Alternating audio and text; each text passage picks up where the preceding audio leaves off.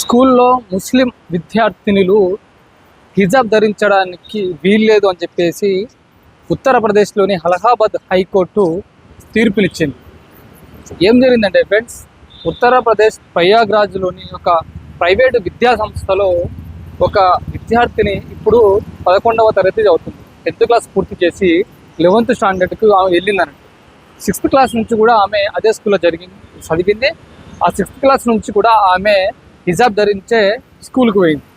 అయితే ఆ పాఠశాల యాజమాన్యం ఏం చేసిందంటే, హిజాబ్ ధరించడానికి వీల్లేదు, మేము ఏదైతే డ్రెస్ కోడ్ ఇచ్చినామో అదే డ్రెస్ కోడ్ ధరించి స్కూల్కి రావాలి అని చెప్పేసి నిబంధన పెట్టింది. ఈ నిబంధనతోటి ఆ విద్యార్థిని ఏం చేసిందంటే హైకోర్టులో పిటిషన్ వేసింది. ఏమని, నేను హిజాబ్ ధరించేలా అంటే ముస్లిం విద్యార్థినులు హిజాబ్ ధరించేలా ఆ పాఠశాల యాజమాన్యాన్ని ఆదేశించాలి, అనుమతించేందుకు ఆదేశాలు జారీ చేయాలని చెప్పేసి ఆమె అలహాబాద్ హైకోర్టులో పిటిషన్ వేసింది. దీన్ని న్యాయమూర్తులు విచారణ జరిపిన తర్వాత ఏం తీర్పు ఇచ్చినారంటే, స్కూల్ యాజమాన్యం ఏర్పాటు చేసినటువంటి ఏదైతే డ్రెస్ కోడ్ ఉంటుందో అదే డ్రెస్ కోడ్ తోటి స్కూల్కి రావాలి తప్ప హిజాబ్ ధరించి రావద్దు అని చెప్పింది. అట్లనే ఈ అమ్మాయి ఫోటోతో పాటు ఆ అమ్మాయి క్లాస్ రూమ్లో ఉన్న ఫోటో తీసి ఆధారాలుగా సమర్పించారు అన్నట్టు. ఏంది, ఆ ముస్లిం సంబంధించినటువంటి విద్యార్థులు ఇంకా చాలామంది ఉన్నా కూడా వాళ్ళు ఎవరు కూడా హిజాబ్ ధరించలేదు. ఈ అమ్మాయి ఒక్కతే హిజాబ్ ధరించి క్లాస్ రూమ్లో ఉన్నది. దాన్ని కూడా హైకోర్టు ప్రస్తావించింది.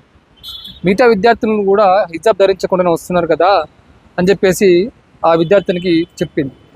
ఆఖరికి అయితే హిజాబ్ అనేది మా ముస్లింలో అంటే ఇస్లాంలో అది తప్పనిసరి, ఇస్లాంలో తప్పకుండా హిజాబ్ ధరించాలని ఉంటుందని చెప్పేసి ఆ విద్యార్థిని కోర్టుకు చెప్పినా కూడా ఆ కోర్టు ఈ రకంగా తీర్పునిచ్చింది. ఇస్లాంలో తప్పనిసరి కావచ్చు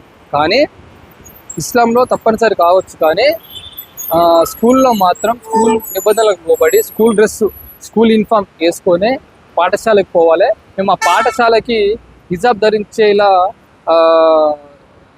ధరించడానికి విద్యార్థులకు అనుమతించాలని చెప్పేసి మేము ఆదేశించలేమని చెప్పేసి హైకోర్టు తీర్పునిచ్చింది.